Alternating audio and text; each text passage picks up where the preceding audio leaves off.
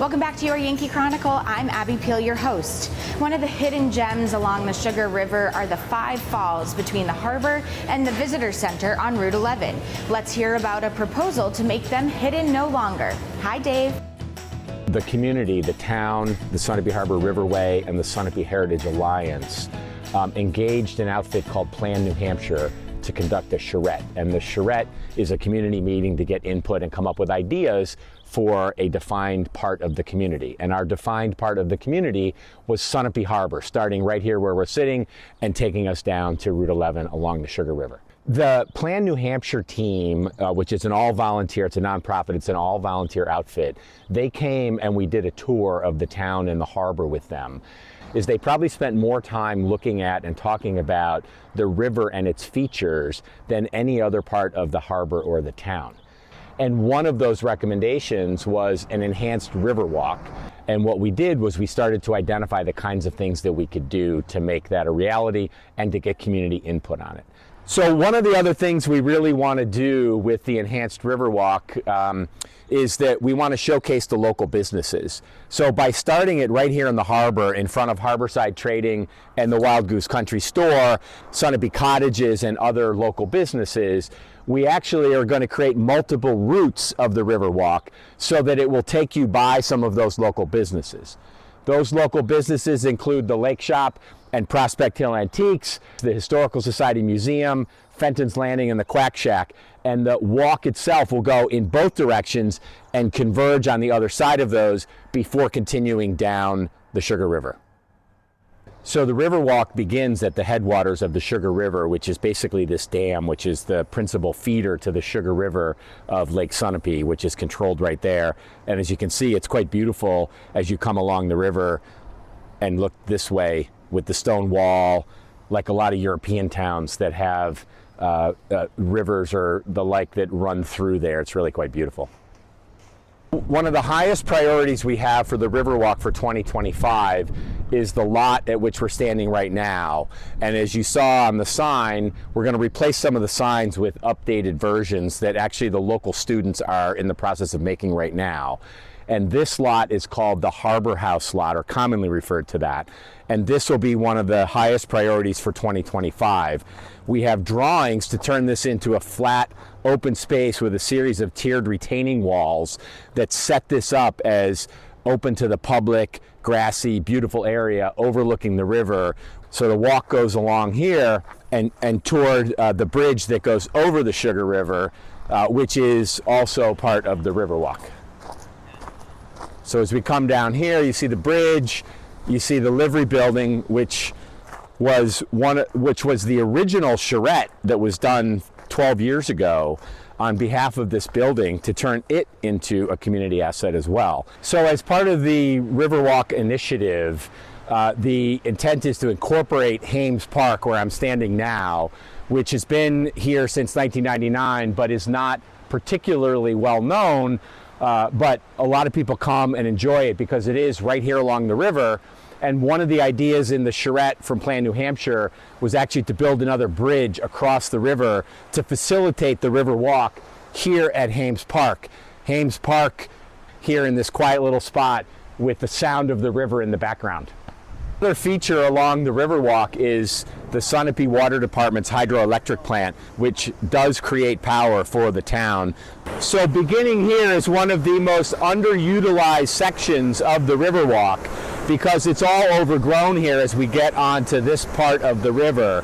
We will also, going forward, have a route of the trail that takes us in closer to the river itself. So in 2025, we'll open this up a little bit so that it's more clear. It has some of the most beautiful water features. And as you can see, looking up this way, a little hard to see, but there's another set of the waterfalls. It smooths out, and then we have another waterfall here. So along here, as you can see, are some of the walls and other vestiges of the manufacturing facilities that were here along the Sugar River that used the power of the river as their energy source.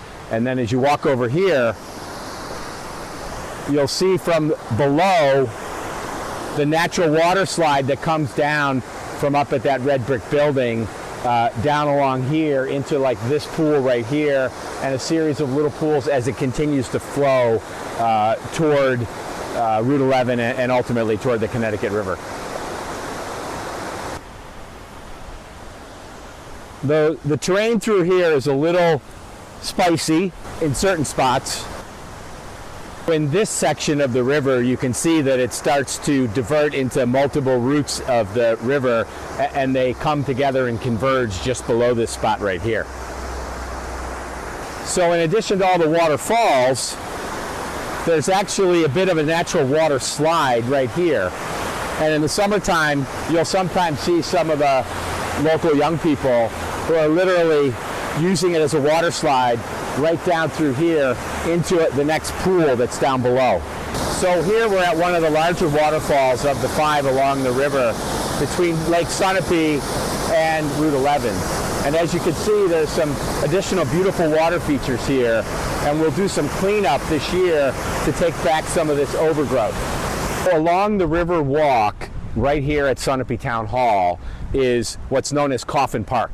And Coffin Park was a project for the Girl Scouts that in the local community for which they won some awards. And basically Coffin Park is along the Sugar River and up this grassy slope and has a series of pieces of exercise equipment that are also here and available to the community right next to Sunapee Town Hall. So in this section of the River Walk, we're getting close to the end of the segment that goes from Sunapee Harbor to the information booth in Route 11. In addition, it's not well known, but the Riverwalk is part of the Sunapee Ragged Kearsarge Trail, or the SRK, and that's what these rectangular signs with the trapezoid of the SRK Trail noted on here. At this stage of the Riverwalk, we're nearing the end of the current set of priorities, which is to really showcase from Lake Sunapee to Route 11, which is right here. And so there will be enhanced signage here at the information booth for the Sunapee region. And here the water calms out. And basically this will be the other endpoint of this enhanced river walk. And as a reminder, this is all part of the Forward Sunapee initiative, which has 6 committees, one of which is the enhanced river walk. You can certainly go to the website, which is Forward Sunapee, and there you'll see more information about each of the committees, about the enhanced river walk, and you'll see some opportunity actually to provide some donations and financial support as we continue to enhance this wonderful community asset that we have here in Sunapee Harbor and emanating out of Lake Sunapee. Thanks, Dave, for spearheading the effort to make this beautiful asset available. When we come back, Nancy Tripp from the Summer Music Associates will give us a rundown on their 2025 concert schedule. But first, these words from the good folks that make our communities the great places they are, the businesses that support us, and the organizations you know and love.